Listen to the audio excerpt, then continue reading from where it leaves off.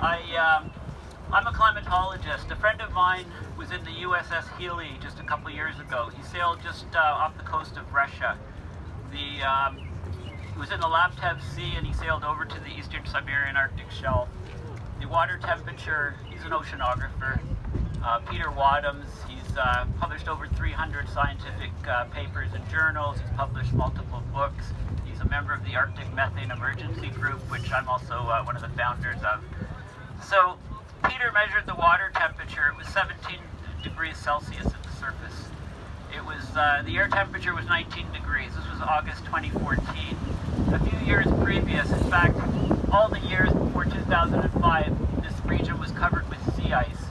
And because it was covered with sea ice, and it's over a continental shelf, the water is very shallow. In fact, 75% of the shelf is less than 40 meters deep. So this water temperature, all the way from the surface to the bottom underneath the ice, stayed at about freezing temperature. 0 degrees, minus 1.8 is the freezing point of seawater. So it was that temperature. So therefore, this ocean sediments at the seafloor are cold. There's methane stored in ice crystals called clathrates underneath the seafloor, and that stuff's kind of stayed there. Well, since 2005, we've had very warm temperatures at this water above the shelf. The methane is starting to bubble up, it's starting to go into the atmosphere, and it's a very, very powerful greenhouse gas. In fact, on a time scale of a couple of years, it's about 150 times worse than carbon dioxide. So we have multiple feedbacks that are going on right now as we speak in the Arctic. We're going to reach a state where there's no sea ice in August, September, within a few short years. I would say it's almost certainly going to happen before 2020.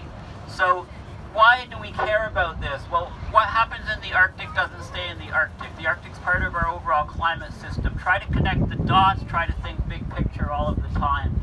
So because the Arctic is warming so much, the temperature difference to the equator is much reduced. Well, that temperature difference determines the jet streams, which determine the weather on our planet. So the jet streams are slowing and becoming wavier. They're going much farther north, much farther south.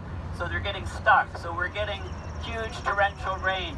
Cities around the world are getting 6 months of rainfall in a night or two. Overwhelming infrastructure causing flooding. We've seen it in Canada, in Calgary and Toronto, just a few years ago. We've seen it in entire countries like Pakistan in 2010, flooding in 3/4 of the country. Meanwhile, in the crest of the jet streams at Moscow, their wheat crop failed. They didn't export.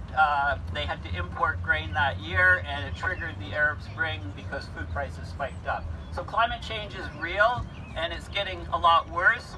In fact, we need to declare a climate emergency. I think that's what we should all be pushing for. Yeah. We need to talk to politicians.